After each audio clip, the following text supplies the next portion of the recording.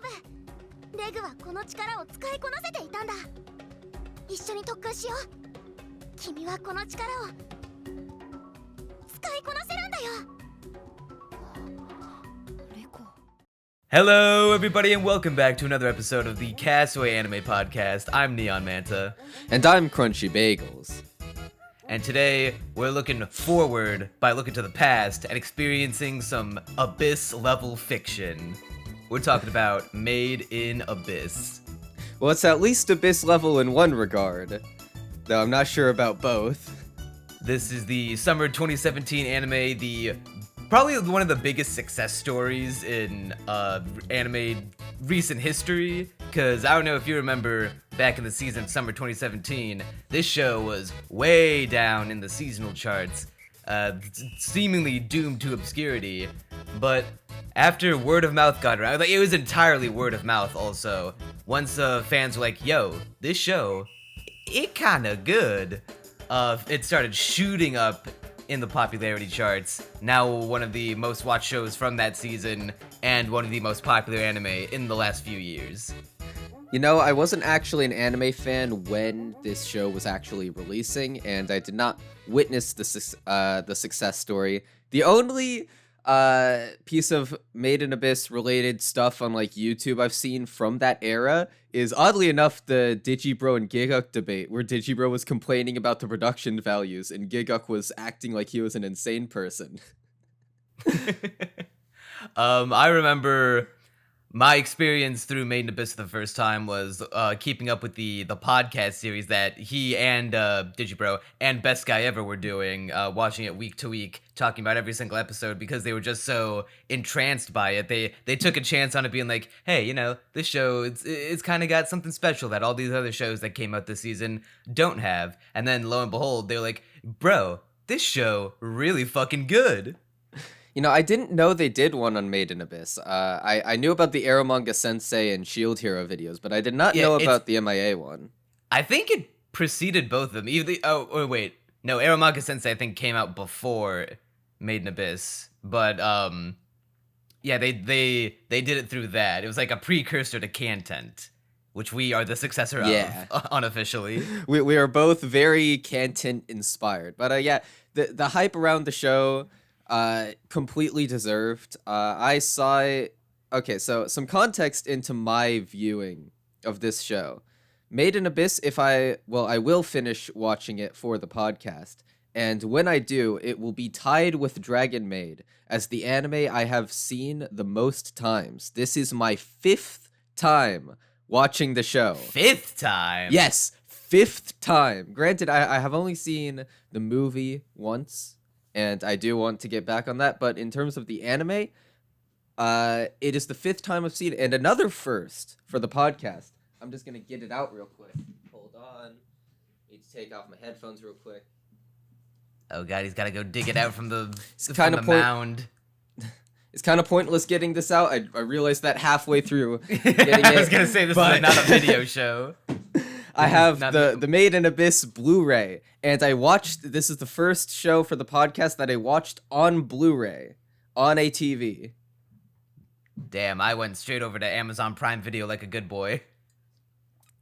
For once, we never pirate. We watch not all of these shows legally. But I can especially the ones say that aren't that available now. in this country yet. Yeah, those are super legal. But this is I make a lot of jokes about piracy, but I do support the industry. I did get myself the Blu-ray.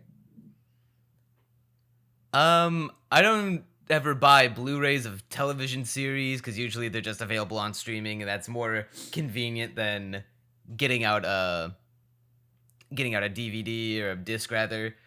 Not to say I don't collect Blu-rays because I got a whole fucking shelf full of movies, but I don't know if a show. It's easier to pull up an episode of a show than it is to sit down and movie. Because with a movie, you watch that from start to finish. With an episode, you could be like, do I want to watch like the whole show from the beginning, or do I want to just like episode 7 and watch that instead? You know, I do get that point, and I actually, oddly enough, like the last time I rewatched Made in Abyss, I also had the Blu-ray, but I chose to watch it on streaming. which is kind of funny. But there is a certain charm to like having to, move the TV over to my room because my room doesn't actually have a TV in it, and then having to, put the disc in the thing. It's inconvenient, but it's kind of charming. It's kind of a fun experience. I will say this does happen with shows that I watch too much. It happened with Dragon Maid, and actually happened recently with Love is War, where because I've seen them so much, I can preempt everything to the extent that it's not necessarily boring, but it's kind of like, maybe I should put some more distance between me and the show. But even 5 times into Made in Abyss, it's still such a fun show to watch, and I still have a lot of things to say about it. I had some things I noticed for the first time in this watch through, oddly enough. So yeah, I guess we'll get into it. Yeah, if you ever build a PC, make sure to invest in a disk drive for Blu-rays. That way you don't have to drag your TV in your room every time. Or I should do that. get a TV. That would also be a decent idea. As for me, this is my second time watching Made in Abyss all the way through. I had not seen it since my first watch of it when it came out in summer of 2017.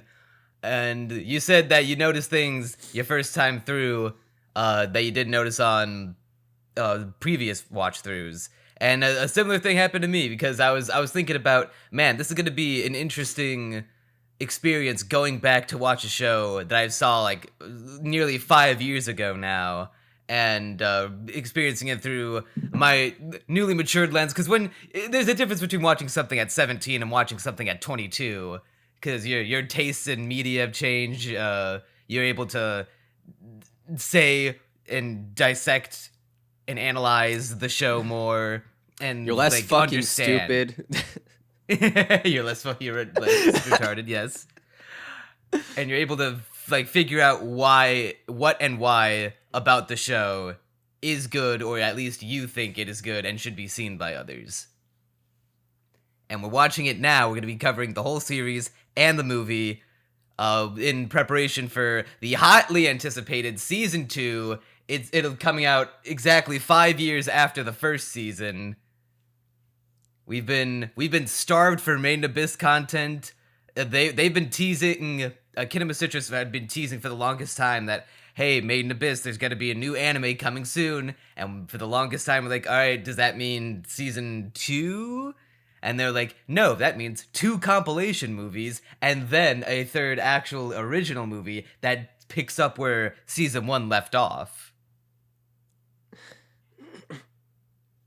To be fair, the anticipation for the movie was worth it, but I guess we'll get to that in due time. And then they finally revealed that it's actually, season 2.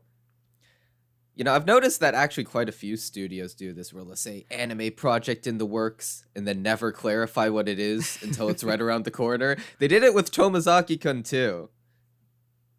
That before we talk about the first batch of the first half of season 1, there was one thing I wanted to talk about in regards the greater anime industry as a whole, using Made in Abyss as the focal point, because I can't remember if it started the trend or rather it just followed it, but it seems like modern anime these days are on this kick of, hey, what if in addition to just having television shows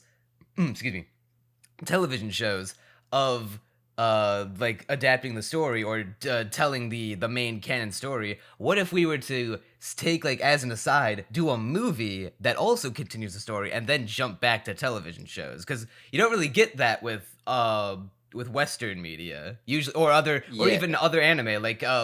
Before this the 2010s, I think the late 2010s is when it really started, but before the 2010s, you look at your shonen anime, your Bleach's, Naruto's, Dragon Balls, your One Piece, even stuff like your Sailor Moons. You don't really see sequel movies or continuation movies. They were all non-canon spin-offs. I'm not actually sure if Made in Abyss necessarily kickstarted that trend, because I do know that the Kizumonogatari trilogy was in the works as early as 2015, which was well before doing the series and then well before Made in Abyss basically did all that. Well, isn't Kizumonogatari like its own self-contained story though? Its own like monogatari, so to speak. I mean, you can kind of say that about most of the Monogatari series, honestly. Well, yeah, that's my point. Whereas, like, you look at something it's a prequel movie. So I guess you can start with it. Nobody starts with it, and you'll look like a fool if you start with it. But I guess you can technically start with it. It's like I'm talking more like the stuff like your Demon Slayers, your Konosubas.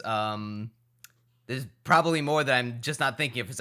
Even Dragon Ball is doing it now. Before, all their movies used to be non-canon, and now if we're going by the anime as like the one true canon of Dragon Ball right now, the Broly movie and the superhero coming out later this year, they're gonna be continuing the story where the anime left off.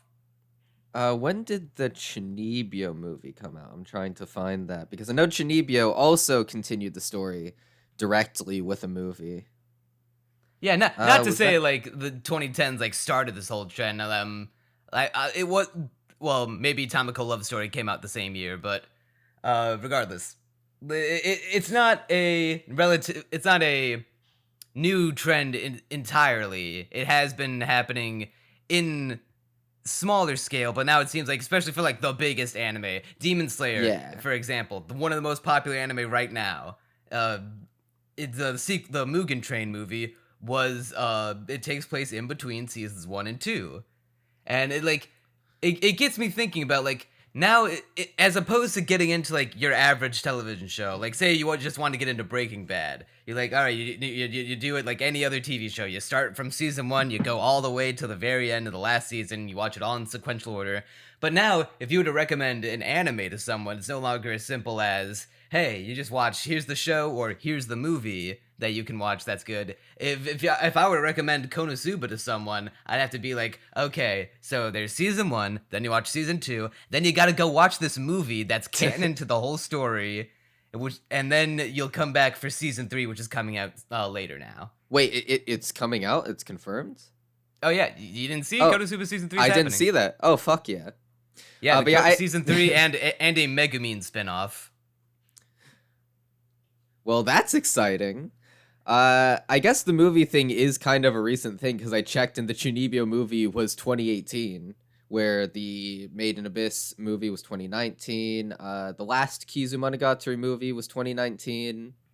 So I guess it is kind of a recent thing. And honestly, I'm not against that because movies have, bigger budgets, they look cleaner generally. And changing up the sort of medium through which a series is expressed does a lot to keep the engagement up. Kizumonogatari, if it were just, told as a TV show, I don't think it would be nearly as interesting as the 3 movies we got.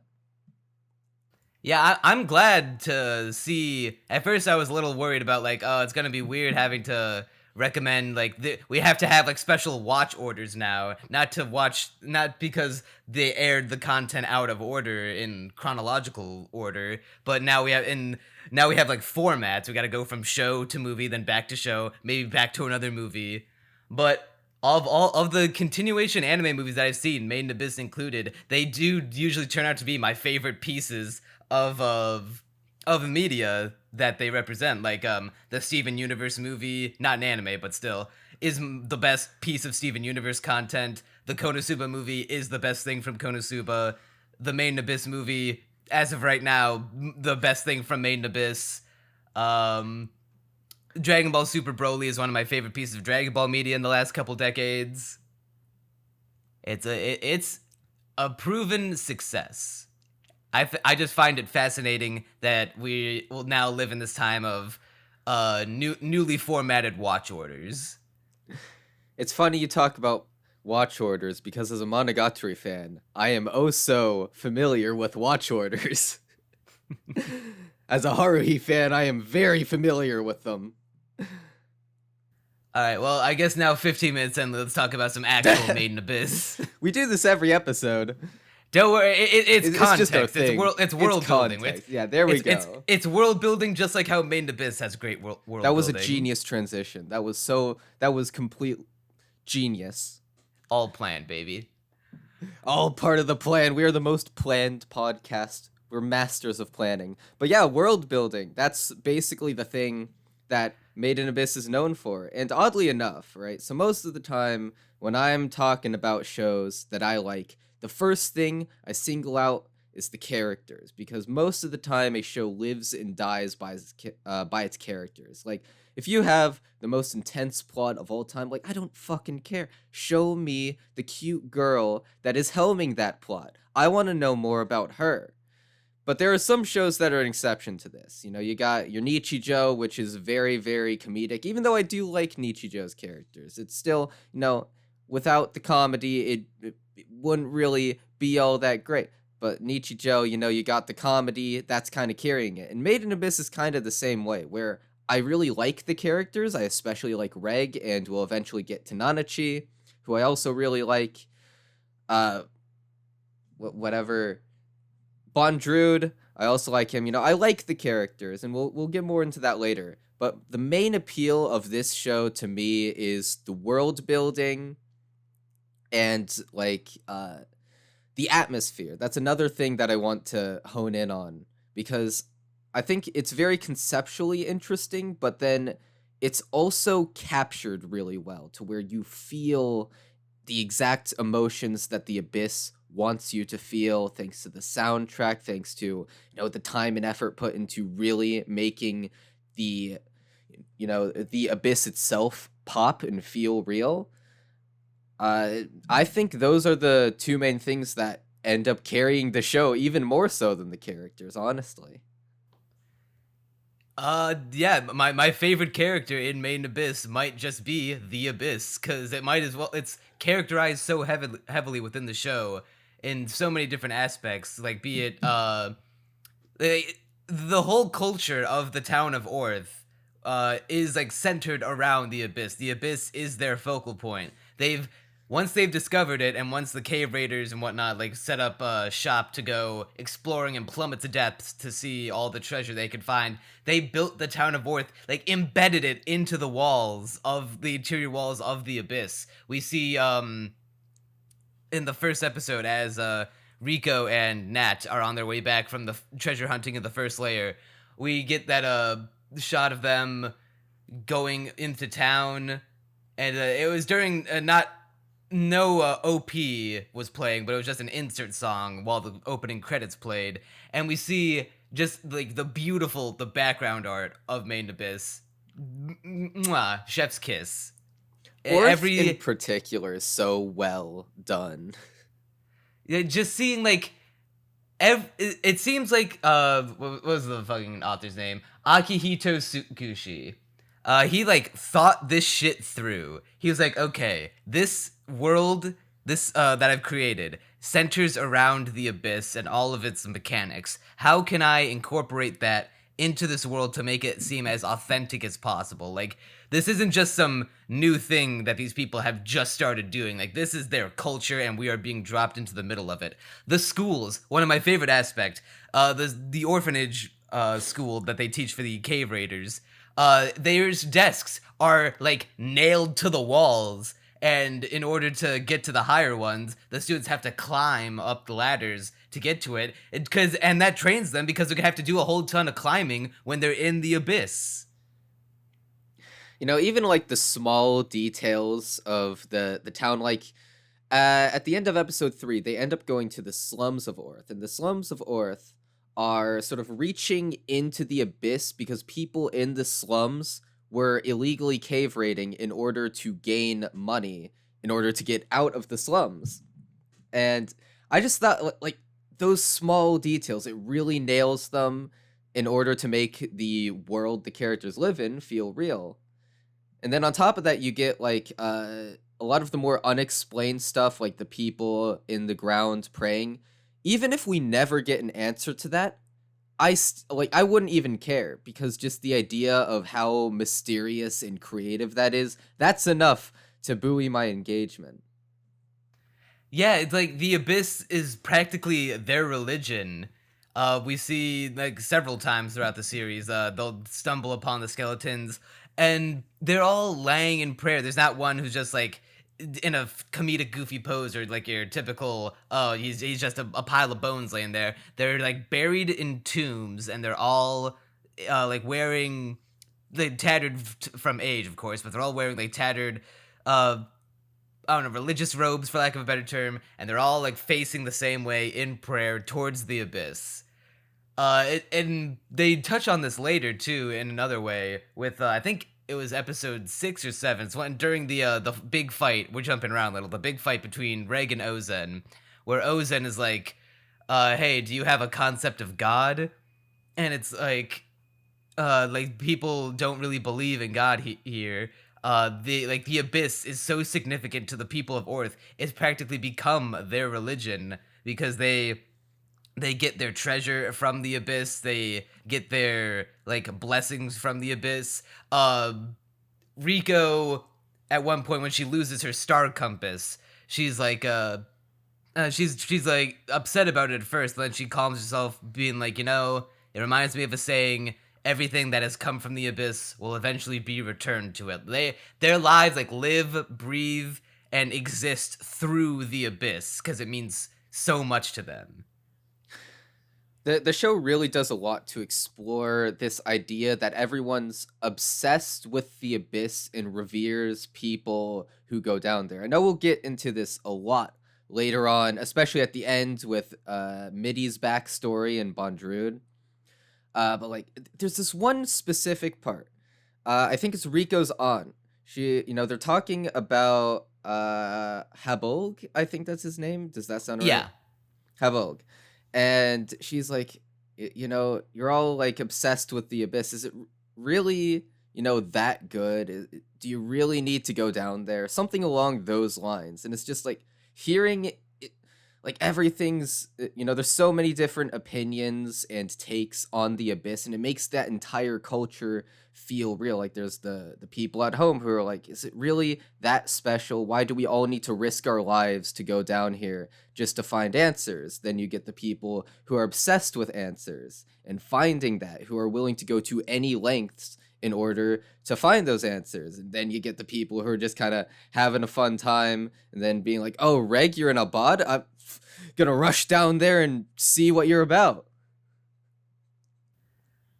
I think one of my favorite moments of them characterizing the culture of the abyss is Rico and Reg. It was right after Rico got abducted by the corpse sweepers, which we'll get into later.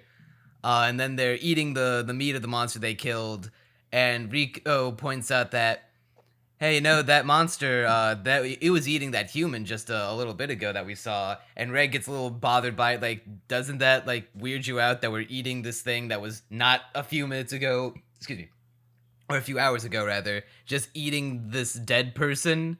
And then Rico's like, she like is not necessarily unbothered by it, but she's just keeping like a clear level head about being, cave raiders hunt monsters that eat other cave raiders, and then we consume their meat, and in a way, the cave raiders in death are granting life-giving strength to us new cave raiders. Thus, every life that goes into the abyss comes back out of the abyss and enters us in all these different ways.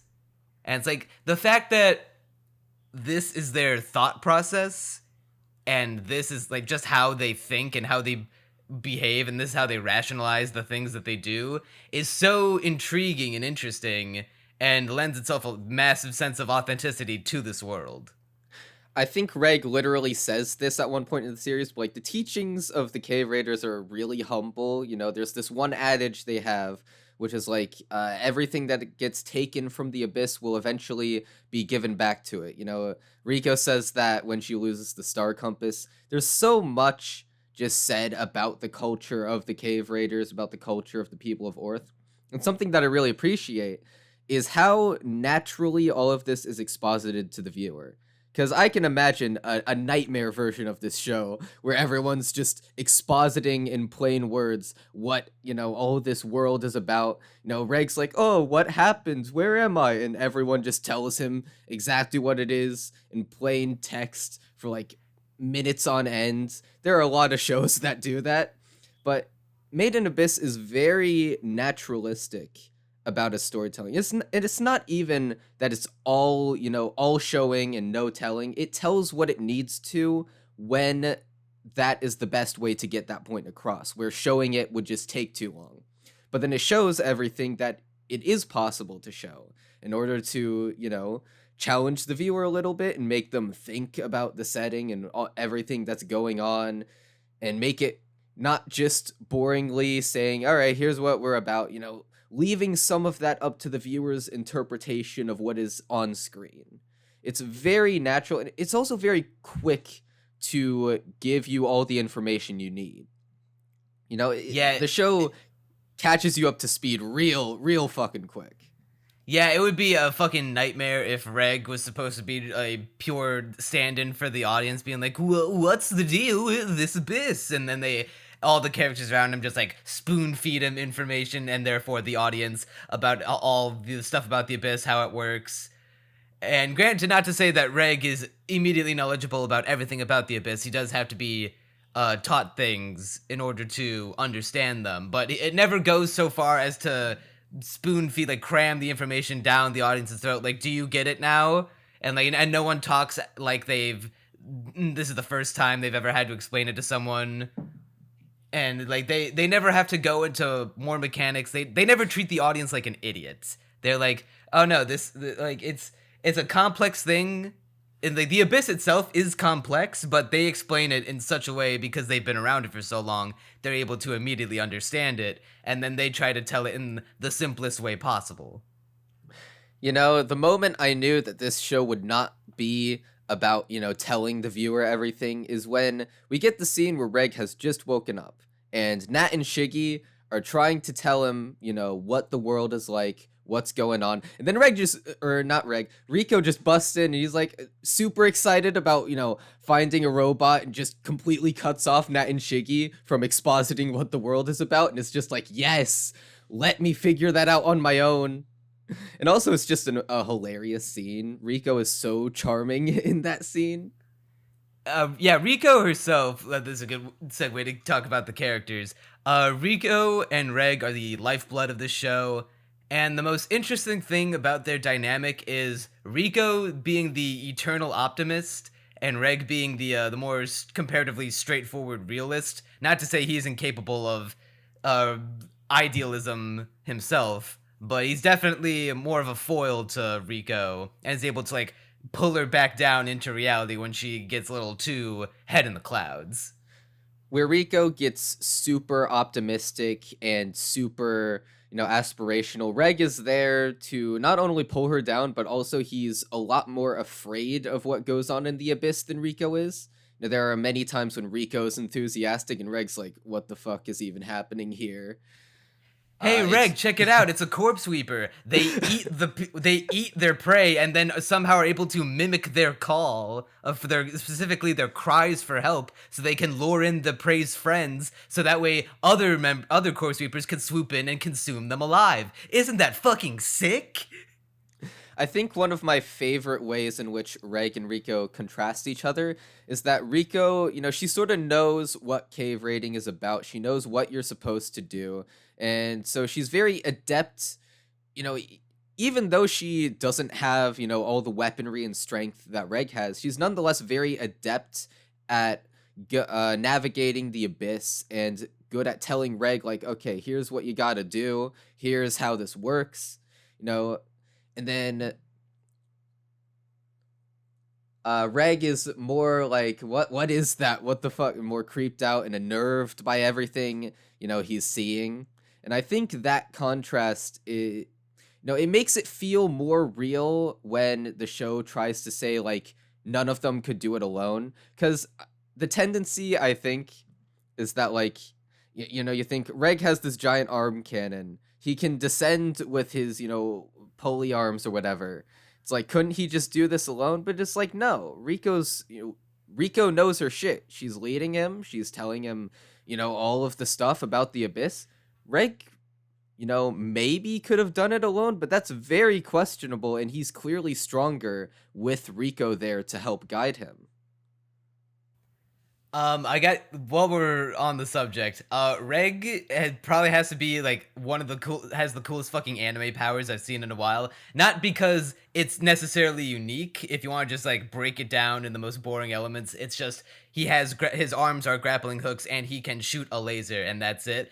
But everything they do with that is the coolest fucking shit. Especially the sound design. The top 5 sound design all of anime gotta be going to Reg. God, that shot when he first fires the arm cannon is just his silhouette against the giant blast he's spilling out of his arm. That shot is so cool. It really sells the power as kind of badass and also kind of frightening too. Because he's like, oh my god, I could have killed Rico. Holy fuck. Every time he moves, you hear like a clanking metal sound. And it sounds like he's always they sell how heavy he is with his they just every step he takes and his arms shake just from like the natural motions and movements of him walking. You hear the clanking of the metal. And every time he shoots out his arm, the push and then like the whirring metal that's from his cord in his arm that like reaches out, and then every time he retracts it and it has the most satisfying sound. Oh, so good. The sound design in general is really good in this show. I want 10 hours of Reg sound effects. I mean, hey, I'd sit through that.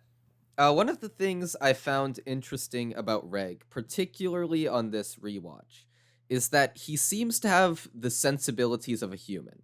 He, when he first wakes up, he looks at himself and what he has, and he's like, oh, I have this weird-ass arm and this helmet, as if those are weird. And it's like, what kind of past did Reg have where he has the big mystery. The sensibilities of a human? Yeah. Like, he's the one who remarks about how eating this thing that ate humans is weird, even though he's, decidedly not a human. Yeah. Whereas Rico's just like, like you said, not exactly enthused about it, not really thrilled, but she has this cave raider adage to go by. Reg finds it weird. So it's like, what caused him to think like a human as if he were a human? And like that's another aspect that I don't think the show has either. It is not going to dive into it and I'm just like reading too much into it, or maybe it will later in the story, but I'm not sure. Like, they keep using the term robot to describe Reg, and that makes it sound like he is 100% artificial. He did not have any human origin whatsoever. But we see, like, he has blood. He pisses, he shits, he consumes food like a human. Sure, yeah, he's got metal arms, legs, and whatnot. But, explain to me the purpose of why a robot needs human genitalia. I think he's a cyborg, or like he's at least maybe he was human at one point and then like something in the abyss happened to him to like maybe he was the result of an experiment, either for like that somehow came from the abyss or from, we're jumping ahead again, like maybe like some of the white whistles down in the deeper depths of the abyss. Because like we've seen before that the scientific experimentation on humans and creatures from the abyss alike are not uncommon. Something I do like about this show in terms of its mysteries is that it sort of has a clear point in which certain things will be answered. It foreshadows very blatantly with Liza's notes. So she's writing down things that happen later on in the abyss, and it's sort of like showing the viewer concretely, here's when this will happen, here's when that will happen, here's kind of what to expect. Obviously, it's not spoiling itself, but it's like, here's the gist of this. And then at layer 7, Liza says, I found this humanoid thing, and it looks exactly like Reg. And so we know generally when we're going to get an answer to who Reg is, and when we're going to learn more about his origins and what he is in the first place. We know it's going to be in layer 7, which is kind of interesting, because it's like, well, now I know how long to wait for this mystery box to be opened, where I don't have to be frustrated that it isn't being opened. I can just be like, oh, well, all I have to do is be patient enough to wait until this point. That is one of the nice things about the plot of Made in Abyss. It feels like that there's no wasted time. It feels like everything that has happened is in service to the grand overarching goal of we gotta go down into the very bottom of the abyss to find Rico's mom. And no, like, we're not having like a field day off in one of the layers, being like, hey, let's go have a fucking beach episode, or let's make friends with an animal, or help reunite this lost family or some shit like that. It's all we're going in, we're trying to be as efficient as possible, and we're trying to survive because this place is fucking hell on earth. The way the show treats going down into the abyss, like all the dialogue they have, it's very intricate in that sense. Like there's a lot of information being exposited at any given moment. Like even when you're down into the abyss, we're still characterizing Orth even more. We're still, characterizing the culture with their adages. There's constant world building and knowledge being implanted into the viewer. It just never lets up. And that's part of what keeps the show so watchable, because it's like there's never any wasted time. And then, oh man, I'm trying to like pick a new aspect to praise Made in Abyss about when there's just so many to go through. I guess I'll ask you this: what do you think of Ozen's character? Ozen, I think she is serving her purpose in the story well. She's not necessarily, I'm not like head over heels, but not head over heels in terms of I want her to dominate me and step on me, but that's neither really here nor there. As a character, she's serving her purpose well. What I like about her purpose is that she's sort of intended to foreshadow the idea that the White Whistles, the authorities of Orth, are twisted. They have incredibly twisted personalities. They're not necessarily good people. Well, Ozen is kind of considered by the characters and I think the show overall to be a decent person all around. But like, she's a fucking asshole. She gets off to torturing these kids. Beats Reg into the ground. She tells Rico her mother's dead just to fuck with her. I'm not sure if I would call that necessarily a good person. She clearly has a very twisted personality. She says later that, oh, it's okay, I was just testing you. And she does even then when she was like telling Reg, oh yeah, our fight, I never meant to kill you or try to kill you. It's just that every time I hit you, you didn't break it like even a little bit. And I was like, huh, that's weird because I'm so strong. So I'm just going to keep hitting you harder and harder. I'm going to get more and more into it. And like, even then I couldn't even break you. And I'm motherfucking, what was her full title? Ozen the Immovable, the Unmovable Sovereign. Yeah. All the White Whistles have fucking Dark Souls names. And that's awesome. I don't think... she says it's to test them, and I believe that in her mind it is partially to test them, but I also think she just gets off to torturing kids. Like, she points Reg's laser at Rico's face, putting Rico at serious risk of death just to fuck with Reg. It's like, clearly, she's not just testing them, she's clearly willing to put their lives on the line for just her own amusement. Like, she's not a good person. At least I don't think. Yeah, oh no, she's definitely not a good person. We hear, like, even in flashbacks when she's talking to young Liza and older Liza that she eventually will take under her wing as her pupil. We see her talk about how she used to, like, hit her. Like, even when she was, like, becoming a Black Whistle, we see the flashback of, like, hey, Ozen, I'm catching up to you. You better watch out. And she's like, oh, that's big talk from someone who cried when I hit them yesterday. We never find out why, but we know that Ozen is not exactly a progressive mentor. To be fair, that is kind of the culture of Orth. I know we're bouncing back to that point, which we've already well-traveled, but, Rico gets strung up naked... I was just about to say, yeah. Like, I can imagine Tsukichi's editor or like assistant being like, is it really necessary for the children to be like strung up naked in this world? And then Tsukichi just looks over, stone-faced. Yes, trust me, this is my vision. It's for the plot. It is of the utmost imperative that Riko pisses herself multiple times throughout the story. And I think that'll bring us to what is possibly the most controversial aspect of Made in Abyss, and the biggest question levied to it by, I guess critics is a proper word for it. Call them there Twitter need to users. does Made in Abyss need to have all this, it's not fair to call it exploitation, but all of this, let's say, questionable behavior towards children? The stringing up naked, the multiple referring to their genitalia and their bodily functions, mainly like pissing and shitting themselves.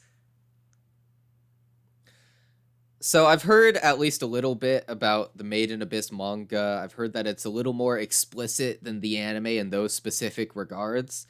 I haven't read the manga. I do have the first volume, but I'm not sure what it actually contains. But at least speaking purely on the anime, I don't think it's doing anything wrong.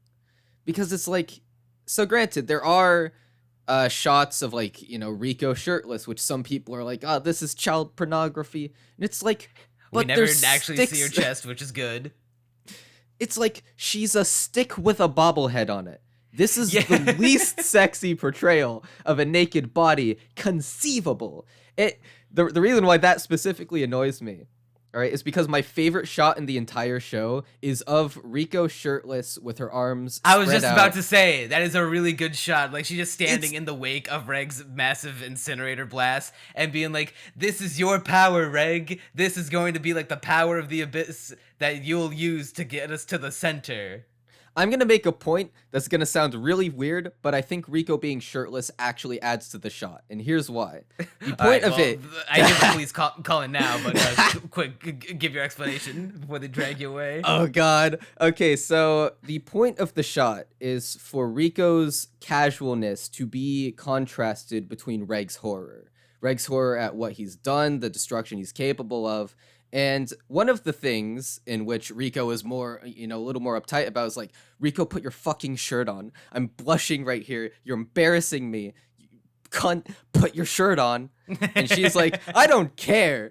And that heightens the feeling of like just how casual she is. It's like, shirtless, not a care in the world, arms spread out like, yo, this is awesome. It heightens those emotions for that shot. Are the police gone yet? I think they're able to buy it just for now. Okay. For now, I'm spared for the time being. It's just it's fascinating to me because I was like looking into, as part of research for the podcast, I was looking up to see like fan reaction and what fans say about like, man, is all of this like semi-child nudity necessary? Would the show just be better off if we just like cut it out entirely? Would we really be losing something of value? And there's this video by this YouTuber I saw named Crafts Dwarf, which I'll link it to maybe in the top card in the top right at this point in the video. That he's like, he argues that yes, all of this is necessary, not in the creepy, oh man, I'm the most professional lolly connoisseur, the top tier cunny linguist. The cunny sewer. I prefer cunny linguist personally. And he's like, it's to contrast like how the abyss is this natural thing to this world, and so natural that even the characters, mainly specifically Riko, who's like Riko, for one thing, just straight up does not give a fuck if she's seen naked, or like just does not have any filter whatsoever. She, like, the first thing she talks with Reg about after he wakes up is all of the things she did to him to test his robot body. Like, oh yeah, I tried to pierce your body with a drill, your belly button with a drill. I saw your dick. I shoved a ruler up your ass to make sure that it was in fact a functioning normal ass, and it broke, and I broke it off in it because you have the gorilla grip bussy. God, this scene is hilarious.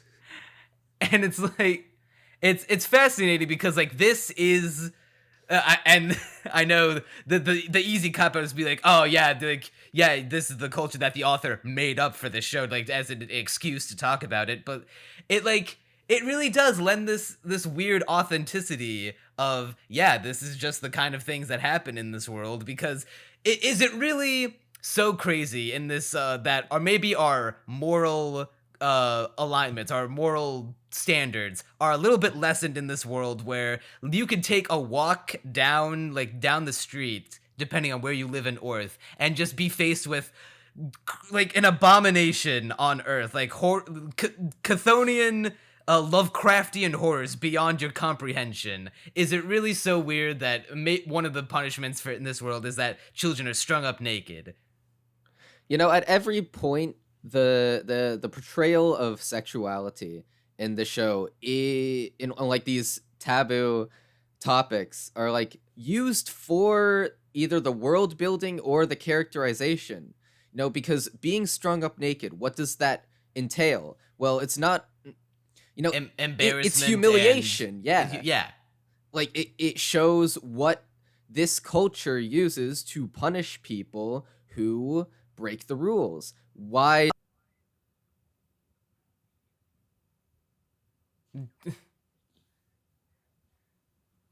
Object. They don't think of him as a human with autonomy. They're just like, hey, he is the Netherworld's treasure. We gotta look at every single part of him, every single orifice, because he's not human, and I'm curious.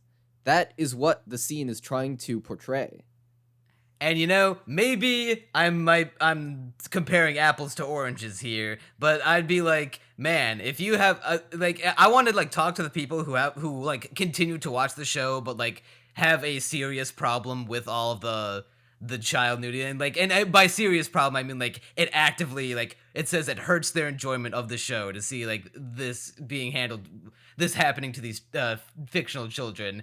And I'm like, I'd love to sit down with them and talk to them and be like, man, if you hate that, I can't imagine what you think of what happens later on in the show, specifically the latter half of this season and what happens in the movie. You must fucking hate this show. Because we'll get into it when we get into it in the next podcast for this show. But let's just say Rico going around shirtless or being strung up naked is not the worst thing to happen to these children. Oh God. It's not child porn, it's torture porn. Pretty much. Well, and then I guess the only other taboo thing about the show, I'm trying to remember. I guess like Reg, viewing Rico sexually, but it's like it makes sense for him to have those thoughts. There's nothing wrong with that. Like, of course they're gonna have those thoughts. They're 12. Well, they thoughts in a weird, like, I don't think I remember seeing it. Acknowledging it. The worst that happens like for that in these first few episodes is that I know like later in the show he does pop a boner seeing Rico naked, but it's never played off like as he's like getting off to it. He's never like ashamed and embarrassed by it. Yeah, because he likes Rico, but I don't think it's made clear yet that maybe he'll fall in love with her. But there's never a point where he's like getting sexually turned on. Like that would be weird. Yeah, that, like no amount of weird moral like degradation in this society would make that okay in the story. But it's like it's in line with a 12-year-old's conception of they don't topics. Understand it yet. Yeah, it's like Reg is. He's not almost put off. Mature enough yet. He's like, put your fucking shirt on because this, makes me feel flustered and embarrassed. He's a polite young boy. Yeah, it's not, He's gross or disgusting. It's just life. It's not, it's not playing this up in a way that is perverted. It's just how characters of this age would normally respond to these topics. It's just fucking normal. Like that's what sends me about, particularly that point about its show, because I just don't get it. There's like, it doesn't feel weird to me. Well, we have spent the last 10 minutes defending what is essentially child nudity, so I'm sure that'll go over well a few years from now, especially when people discover this Oh podcast. God. If we ever get bigger and then people go back to the older episodes of the podcast being like, hey, what the fuck? If you try to cancel me, I won't bow down. I'm right. I'm right, you're wrong, accept that. That should be the tag. We should get that on a shirt. Hell yeah. If we ever get Castaway anime merch, we gotta put that shit on a shirt. Want to talk about the themes of Made in Abyss? Oh man, the fucking themes. All right, well, There's I think a lot of them. I think the biggest theme of Made in Abyss is this. It ties in with Rico. This never-ending optimism in the face of like hell, because. Let's not beat around the bush. The show makes this pretty explicitly clear, and maybe it'll end in a different way to what we've been told. But Rico, it is made abundantly clear that if you go down to the furthest depth of the abyss, it is practically a suicide mission. You are never going to return to the surface because the curse of the abyss will fucking kill you. There's this curse that as you ascend in the abyss, it fucks with your body in different ways, and if you ascend high enough, it'll go after going back down. If you ascend high enough, it'll fuck with your mind. It could even take away your humanity, or even just straight up kill you. And so Rico, knowing this, wants to go down to the bottom, because if there's even the slightest chance that her mom is alive, then damn it, she's got to go take that chance and find her mom, because she's waiting for her, damn it. And she'll never know unless she tries. I'd say that probably the biggest theme going on with Made in Abyss is, well, there's two really big ones. The first is obviously the horrors of nature and humanity. As you descend in the abyss, the horrors it inflicts on you are worse and worse. Like, from the curse of the abyss, which, worsens as you ascend or as you descend into the abyss. When you go up in the fourth layer, all of a sudden you're bleeding from every orifice in your body, and once you're at like layer 6, you'll just literally fucking die. And then obviously as you go down, the monsters get more dangerous, and you start meeting the white whistles, which I know this is getting a little ahead of ourselves, but the white whistles, they're sort of the human element of the horrors of the world. Oh, freaking sweet, Lois. Man-made horrors beyond my comprehension. Exactly. And the point of the show is that these children are having to stay optimistic in the face of pretty much the worst things that can be inflicted on people. And as you get further and further down, it just gets worse and worse. It never gets better. Obviously, at this point in the show, things are relatively... I don't want to say tame, but compared to what will come, it is tame. Oh, but, yeah, I mean, even now, it is a dark fantasy. The worst thing that has happened to our characters thus far is that Rico was almost taken and fed to baby chicks in a... Admittedly, still, like, Disney could show that... Excuse me. Not necessarily the blood, but Disney could show that scene of Rico, like, slightly getting pecked at through her boots by the baby chick monsters, and that would be fine. That would not feel out of place. Then Ozen, like, smacks her once, and because she's so strong, it causes her to bleed, and, okay, I've seen characters bleed in shonen shows. This ain't nothing. When we get to the later episodes... Yeah.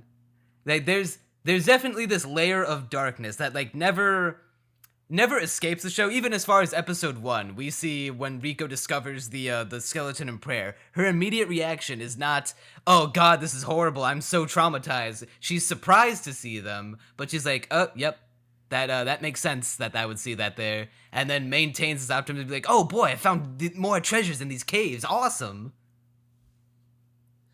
Yeah, and as you go down, things like you start with a society that strings people up naked to humiliate them as a form of punishment, and as you go down, it only gets worse. Like, that is the starting point.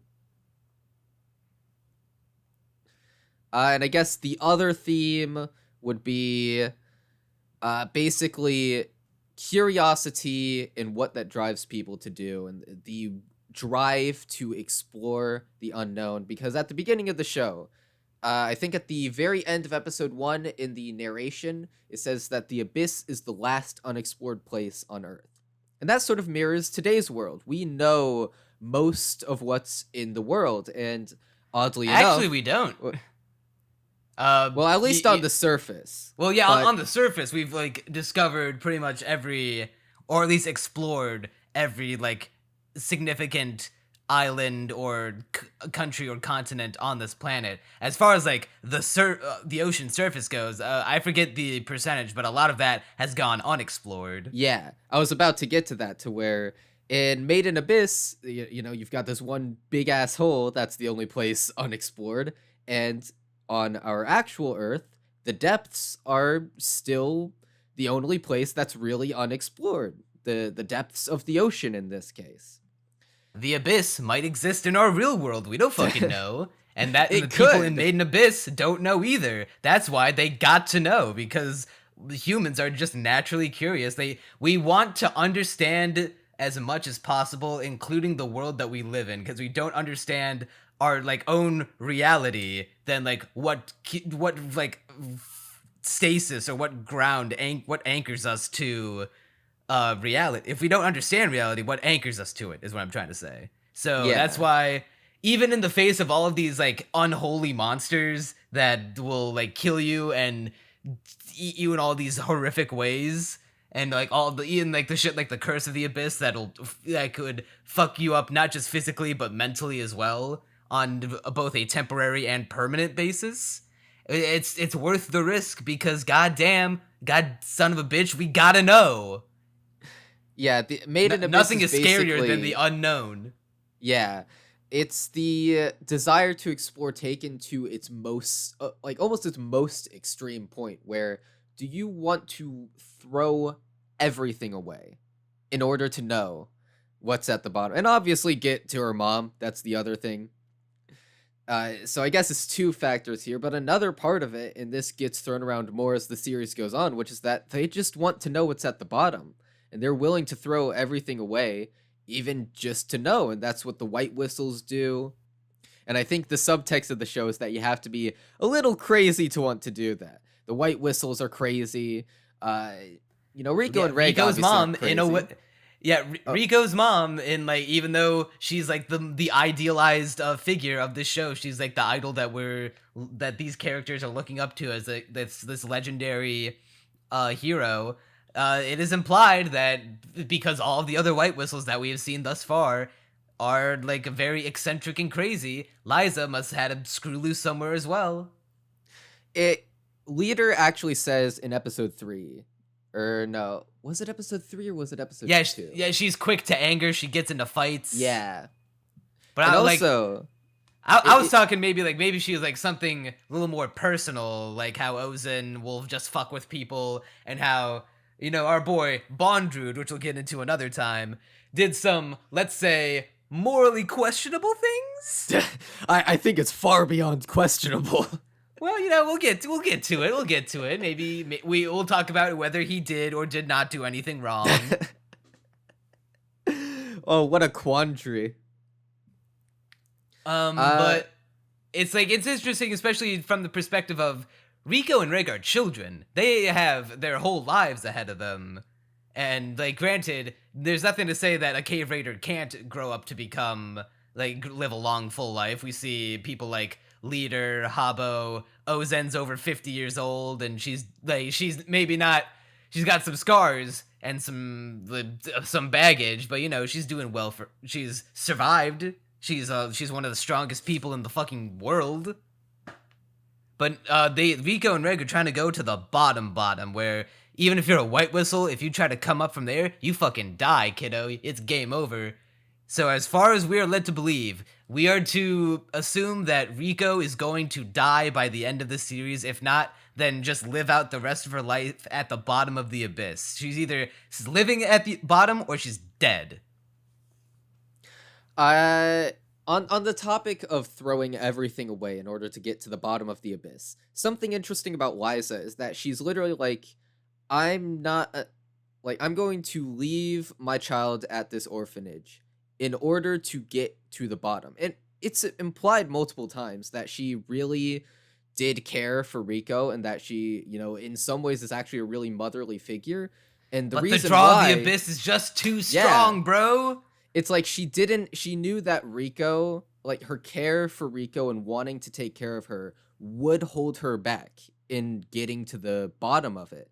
So she decided to give Rico up early on in her life and delve down to the very depths of the abyss. It's all about people throwing everything away just to sate their curiosity and just don't to know if this will- explore the last place on Earth left to be explored. I don't know if this will piss anyone off, but like Liza kind of reminds me of Rose Quartz from Steven Universe, and how, they both gave up pretty much everything or almost everything in order to give their child life, that so they could have the opportunity to live a life. But let's just say they also made some very questionable choices in order to get to those points. In this case, everything leading up to Rose Quartz's decision in Steven Universe, and then the decisions Liza makes after she allows Rico to live, because Rico did not have a perfect childhood in the sense of not just getting raised properly, but in the sense of she was fucking stillborn. She came out the womb dead as a doornail. Oh yeah, I guess there is that twist. That's honestly She I guess was in quite terms of literally things- made in abyss. Oh my god, it's the title. But yeah, that is a dark twist. Not pitch black dark, but it is very Now very we'll creepy. get darker. Oh yeah, We we'll will, definitely get as we will darker. see with two characters in this next half, and then one character in the movie. We will get darker. Oh, for sure. But this is, in line with it very gradually getting darker. Ozen basically exists to try and turn the characters cynical. In some senses, she's like, your mom's dead. Give up on your dreams. You're dead. You're gonna die at any moment, just because of who you are and where you were born. The abyss. You want to know why the abyss is still mysterious? Because it needs to be for capitalism, baby. I love that she tries to spin that towards Reg to be like, if people were able to like figure out the abyss, it wouldn't be as alluring anymore. Like the society on Earth as we know it might like crumble. So we got to make sure that people like that rare like netherworld treasures like you don't see the light of day, so people can never truly understand the abyss. When all of that's just hogwash just to trick them. It's basically Ozen trying to black pill them in order to see them in mental agony. And like, what's cool about it's cool about abuse. What's cool about it is that it does bother Rika. We do see her visibly upset. She is crying. She is hurt by this information. But even then, she still won't give up. Like, even if my mom is dead at the bottom of the abyss, I need to know, because if I don't know, I won't be able to deal with that. And like, and she's even going against her own narrative by this, because before she wanted to go to the abyss no matter what, and at first she saw Reg, not to say she was taking advantage of Reg, but she saw Reg as an opportunity to be like, hey, with your ability to withstand the curse of the abyss and your metal arms, we can head down to the abyss ourselves, and you can help me do that. But now, when Reg's life is threatened, she's like, no, I like going to the abyss doesn't matter anymore if Reg's not there by my side. And like that's the one thing the one attachment that she makes, and the one thing that separates her from probably all the other cave raiders and white whistles especially, is that she has attachments, and that her relationship with the abyss is compromised by Reg. If not just in the terms of the literal narrative, where if Reg dies, Rico's kind of fucked, because she ain't getting down. Plain and simple, she ain't getting down to the bottom of the abyss without Reg. If Reg eats it, then Rico's gonna eat it not shortly after. But she's needs Reg in her life, and being like, if I can't go down there with Reg, then going to the abyss means nothing. I guess in that sense, the message of the series is, face the horrors of the world through human connection. You gotta have your best friend, buddy, old pal, to have your back there, and to make sure you don't go literally fucking clinically insane after all the trauma the abyss will inflict on you. Yeah, it seems like even though Rico's still very much under the sway, the allure of the abyss as much as is everyone who lives in Orth, or most everyone at least. She has that with Reg, that one little thing. She is sad to leave behind her friends like Nat and Shiggy and Leader up on the surface, and even her own family with her uncle and her aunt. But Reg is the one thing that she's like, if I like, even more than her own mother, like my quest to meet my mother does not matter if Reg is not there to journey to the abyss with me. She has that one like pure morally uncompromised thing about her, even when she is essentially committing a complicated form of suicide with extra steps. That's a lot of extra steps. I guess I'm gonna pivot this conversation over to, well, unless you have anything more to say on that subject, do you? The only thing I was gonna say is that it's definitely the theming of relating it to real life, being like, yeah, the world is kind of a fucked place, but if you have people by your side, even if like if in the face of such darkness, if you got people by your side to face it with, I'm sure it'll be fine. It's not like there's a fucking tragedy in this country every fucking week. And if you didn't have people by your side to help just like get you by, even like in terms of just personal or national tragedies. There's this one YouTube comment I saw that actually made it basically made a prediction on what would be at the bottom of the abyss, and I actually kind of like their idea. Yes. Oh wait, One Piece.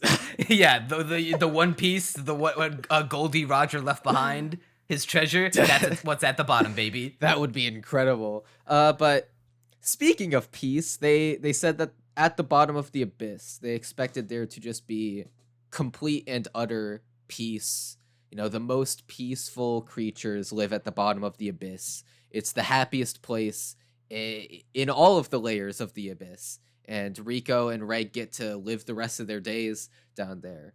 It's basically the message of the series in that case would be like, face the darkness of the world with someone by your side, with someone there tethering you to reality, making sure you don't get swept away by the horrors of the world. And eventually, if you keep on facing it, if you stay strong, you stay optimistic, there will be peace on the other side. That would be the message of the series. And that's a really optimistic message. And I think that would be nice after how fucking brutal this show gets. What do you think about that ending, if that were to occur? It would definitely be interesting to see if they're just like the most peaceful, happiest place on earth is at the bottom of the abyss. We definitely, the mystique of the abyss itself allows for such speculation. Depending on how we get to there, I don't know, like, there's so many ways that Maiden Abyss could end, and that's one of the nice things about, like, obviously, like, we still don't even know 100% if Liza is truly alive or not. We do see Ozen say, yeah, there was a grave on one of the layers that was marked with Liza's pickaxe, and I dug it up, but nothing was there. So Liza probably is still alive. Her whereabouts are unknown. What she's doing is unknown. She's MIA, presumed dead, but we just gotta wait and see.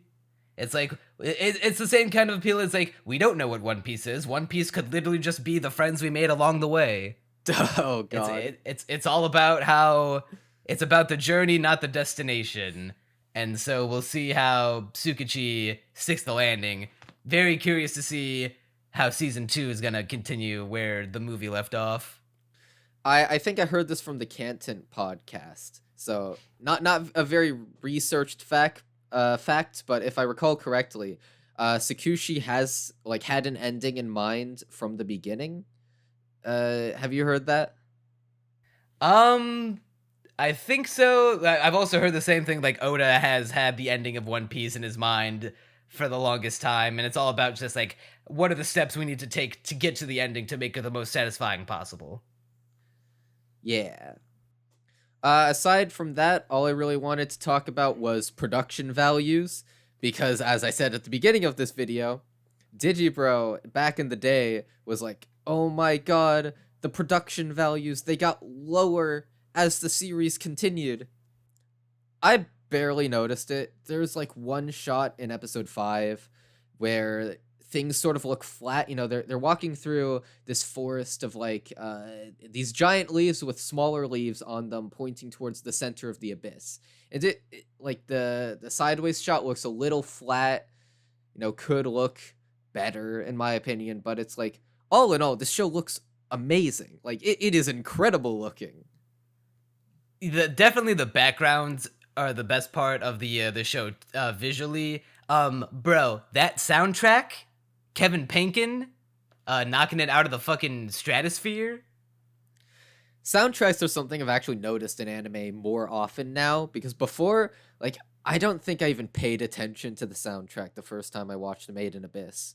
But now that I've seen enough anime and heard enough generic slice of life OSTs for it to get on my nerves, I've started really paying attention to the music of a show.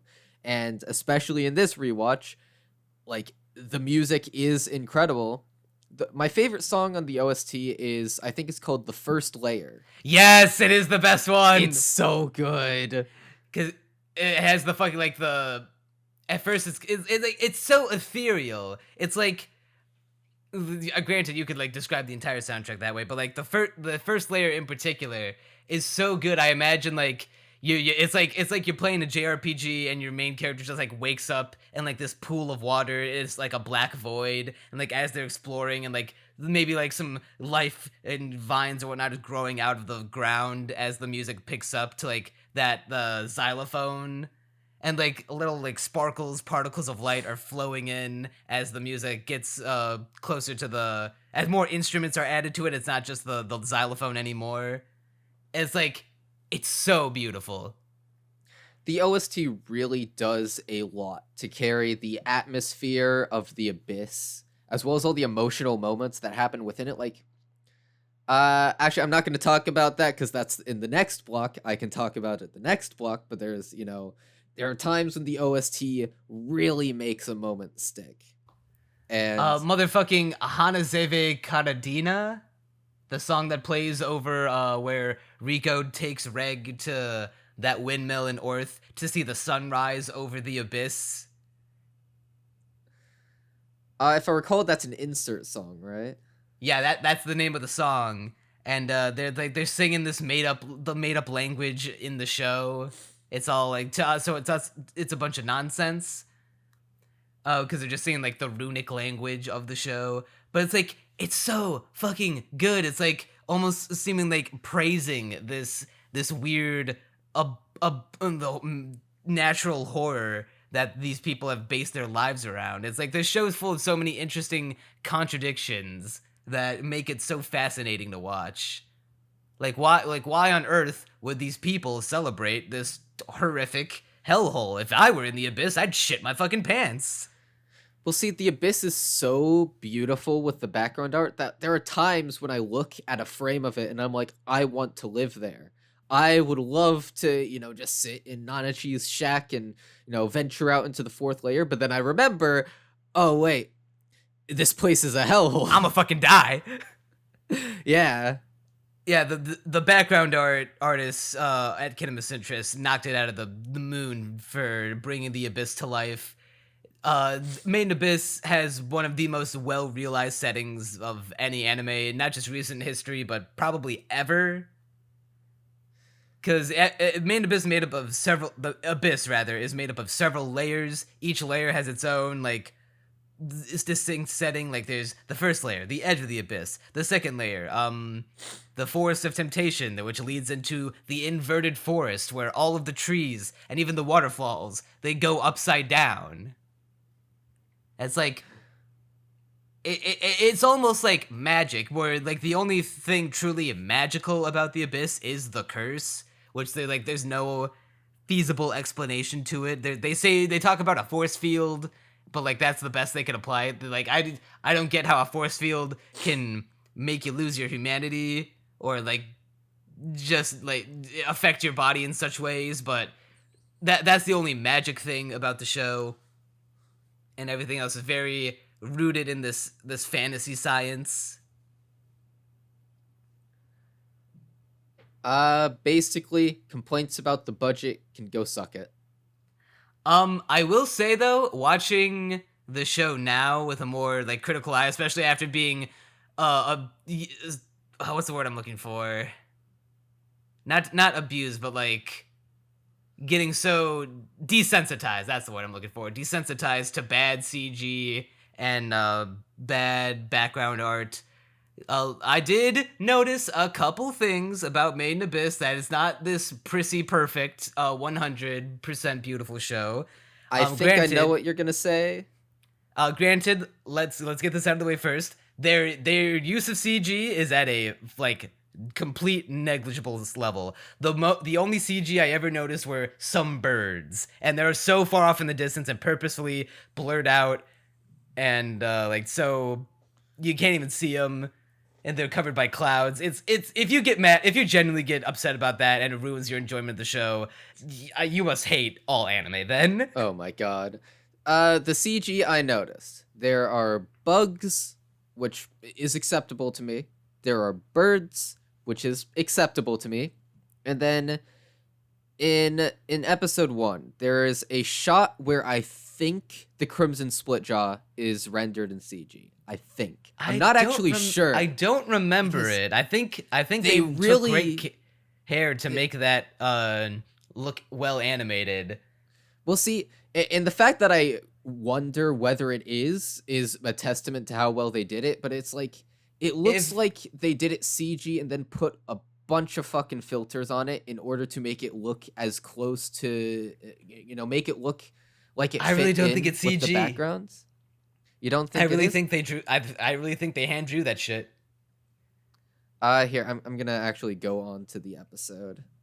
And while you're looking at it, I will say though, after that episode, the monsters that they animate do kind of fluctuate in animation quality. And the thing that like most ticked me off to this fact is there's this spider that they come across in, I believe, episode 4, where it's like lasts for like all of a minute, and they just get attacked by it.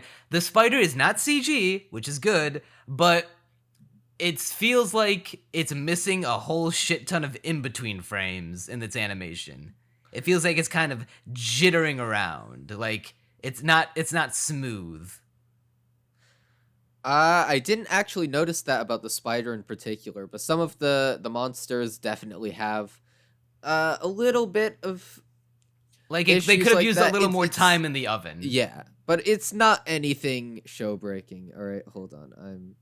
Yeah, it's just one thing I noticed. I don't remember noticing it when I was 17, so that's another benefit of having a more critical eye right watching here. shows like these. I think I'm nearly at the shot. Like, I think that's CG with filters on it. This specific shot. Here. I'm gonna show you the shot, and you can give your opinion on it. But like, I think it is. If it's CG, then they must have done an immaculate job really disguising it and masking it. It's like there's a shot earlier where it is really 2D, but then there's this, and you see it. It sort of has like that filter on it, which I think is done to. I'm looking at it. Like, I can see why you'd think that, but I don't know. You know what it is too? Like, when you're posting it in stills, it does look kind of sketchy and amateurish. Like, I'm looking at the antennae. I'm looking at the weird, like, brown markings on what I guess we'll call its chin. It does seem a little sketchy, a little blobby, little... Yeah, because, like, I don't know, for lack of a better term, off-model. But in motion, Yeah. it looks good. Yeah, it looks fine, but like here I'm at And you know what? another shot where like the here, let me send you this screen cap because this is definitely hand drawn. And there's none of those filters. It's not blobby at all. It's very very Yeah, that's cleanly absolutely done. That that's is very hand drawn. clearly hand drawn. So that's why I think they used some CG for this Crimson Split Jaw. All of this is to say that it's some decent CG work. I know we're splitting hairs so hard here, but we're just that's grasping what at I've straws, noticed. trying to think of something to criticize the show over. yeah. The animation, some of the monsters later, I think we do see the kind of jittery animation, like some of the corpse weepers as well. Like honestly, I do wish that it was just animated just a little bit better, a little more smooth. But you know what? If I have to have the choice of this weird kind of little jittery 2D animation compared to having 3D CG abominations roaming around the abyss, completely sucking out all the beauty, I'll take this weird splotchy animation 100 times over. Oh, for sure. Like completely. Let's see. This is there is anything else probably- about the show that we got? I've said before that I like adventure shows, and this might be my favorite adventure show. It is competing with Mushoku Tensei, and it is a very close competition. I think I might give the edge to Mushoku Tensei, but the movie might change my opinion when I rewatch that. The gag where Riko bows her head is pretty funny. You know, first she bows and it's her twin tails hitting, I think, Leader. They hit his chest. Then she bows and hits her it's forehead like her on hat. the desk. Yeah, Her hat there's falls over. Yeah, those ones. That's pretty funny. They keep on evolving the gag, and it's really endearing. Says a lot about Riko's character. You know, it's just it's adorable and fun. Oh, we didn't talk about the opening and the ending.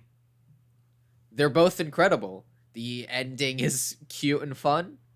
In the opening, the note I had about the ending is that like it's this real cute not very animated, but it's like the little paper cutouts of the like chibi cutouts of the characters just descending down the abyss like it was a Ghibli movie, just and talking, having a good time. I sure do hope that nothing bad happens in it. I couldn't help. It makes me like, oh, what a cute little show about these characters. I hope nothing horrific happens to them. Hey, what's that weird looking lion creature that pops up in the EV for like 1 second? I wonder if he's gonna have any significance later. The opening is just pure mysticism, super catchy. Really captures the vibe the show is going for. I've listened to it an infinite amount of times. Yeah, Deep in Abyss goes in. I love the fucking shot of their Riko and Reg's like eyes meeting through the abyss, and then they rush to each other, and then Riko jumps into her arm and into Reg's arms, and they embrace in this adorable hug as Reg swings her around, not because he meant to in like a lovey-dovey sort of way, but because as Riko jumped into his arms, he was like not really prepared for it and is trying not to fall over or drop her. And then the look that they give each other is like, it's one of maybe like a tease of like a spark of there's like this cute little hint of romance between them, but Riko just gives like this big eager grin, and Reg is still just kind of like in awe of her. Because Riko is just incredibly physically affectionate in general. Yeah, and the OP is really cute in some ways, and then obviously there's like that quick montage of like Nanachi and Betelgeuse, and I think there's a shot of the fifth layer in there. Betelgeuse? Bondrewd, I mean. I'm smart. Did you just confuse a Made in Abyss character with a ReZero character, Crunchy? Gomen Asai, I am ashamed. I am ashamed at this level of conflation. That's worthy of being strung up naked, my friend. Oh god, no. Let's see. I'm just looking through my notes for anything else. I had another note just about Riko being incredibly physically affectionate, which is just kind of adorable. I love that she hugs Reg every opportunity that she gets, and she'll bring her cheek up to his. It's really cute. One thing I do like about this show is the costumes and like the clothes they wear. Oh, the It character all designs. feels- well, yeah, the character designs. Character but and also, like, costume designs. yeah. Yeah, I And- fucking. I'm trying to think what like I mean. Ozen is a really good design, especially when she gets into her like her White Whistle outfit with the giant hat and the big coat. That And you can't even one see of- her head anymore. Yeah, that is one of my favorite costumes in the show. And then while they're, I think it's episode 6. Either episode 6 or 7, where Rico is in the seeker camp, and she's wearing And she's like a this little blue blouse. dress. Yeah, she's wearing like this blue blouse that's really adorable. In general, the costumes in the show are just perfect. Oh, you know what? I just realized. We talked about Rico being stillborn, and then didn't explain how the fuck she's still alive. And I think we talked about that nearly an hour ago. Oops. Whatever. I mean, watch the show, Forehead. Exactly. Well, we're here recommending it to you. Watch the show to get the answer. Well, that and also a podcast for people who if not in the time to rewatch Made in Abyss, maybe you just want to re-experience it a little. And Yeah. we're just enjoying the show and getting ourselves reacclimated and prepared for season 2 next season, which we will also cover.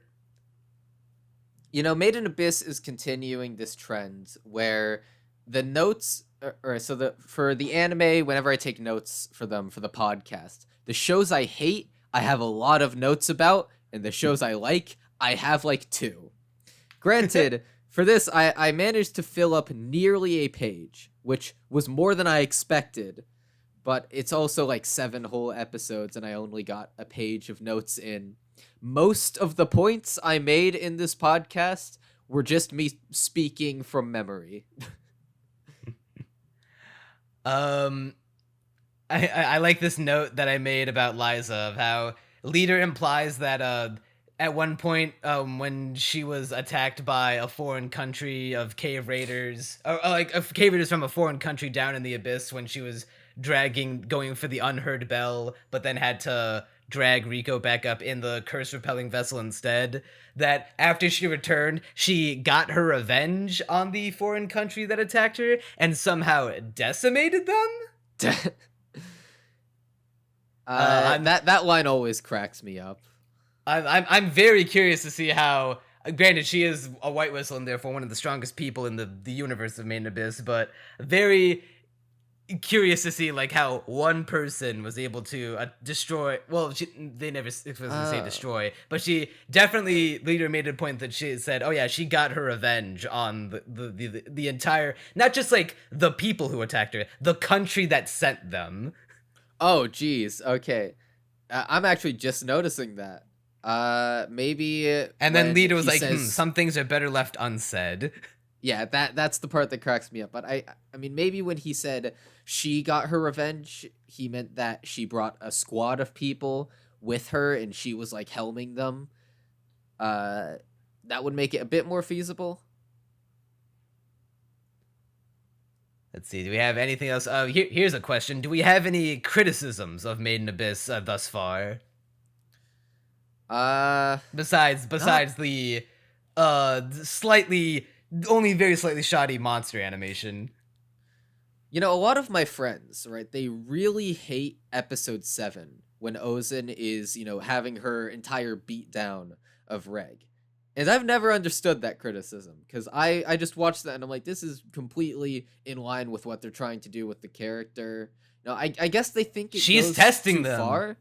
Oh yeah, one hell of a test. It's one hell of a test, but you know what? As we see later in the show, when something let's say funny happens to Rico, it's like she'll wish she got smacked around by Ozen more, because at least Ozen would have held back.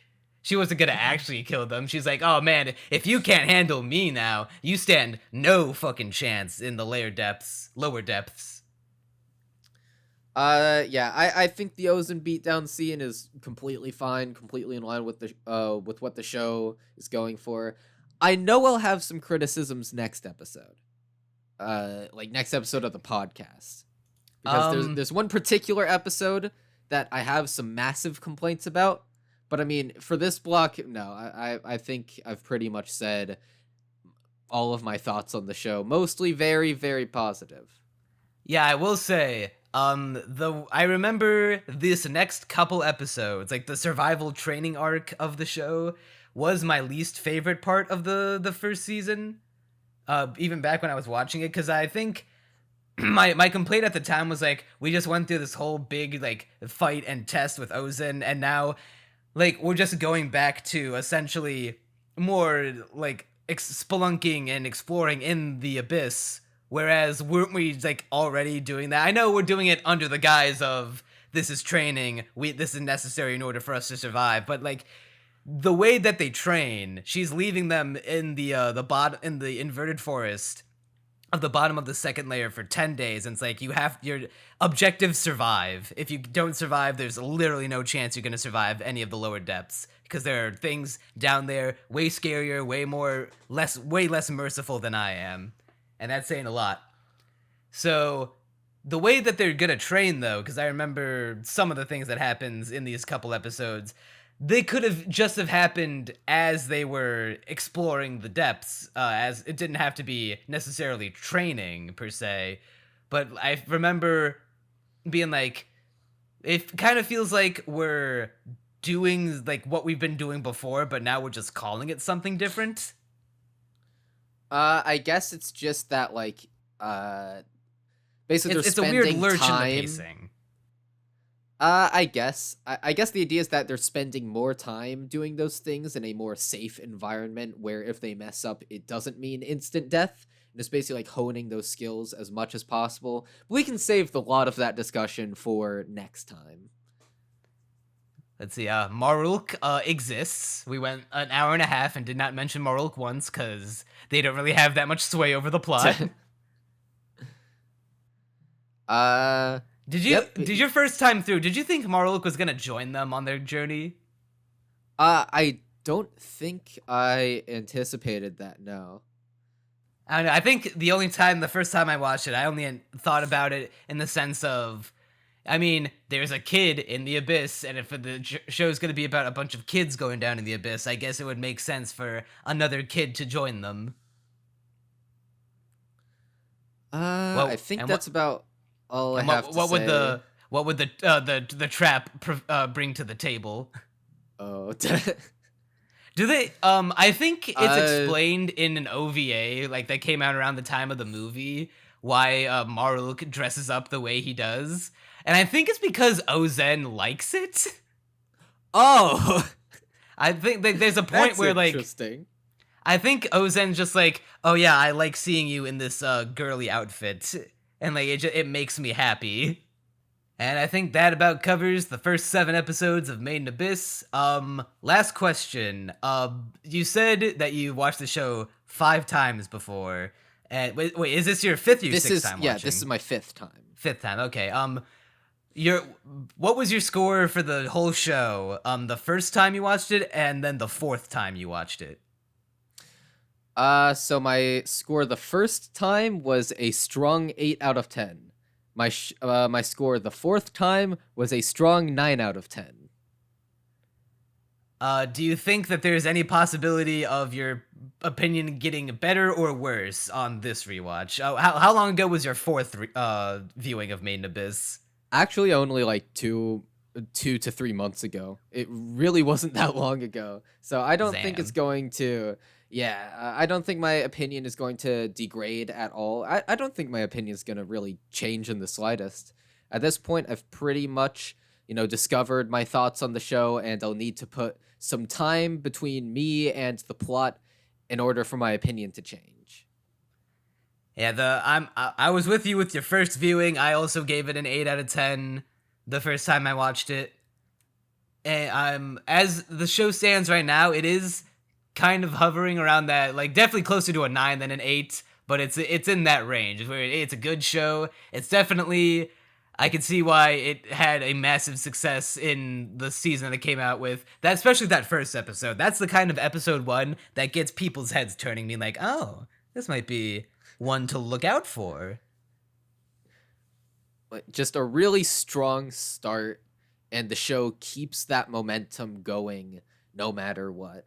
I guess the only real place where it can lose points is like if you really like character-driven shows, and these characters, they're good, they're really good, but it's not like as in-depth as it could be in terms of personality and all that stuff. So I guess if you're really, just dead set on like a character study type of anime, you won't really like this as much. But I mean, I think 99% of people will find this show, they'll at least find something out of it.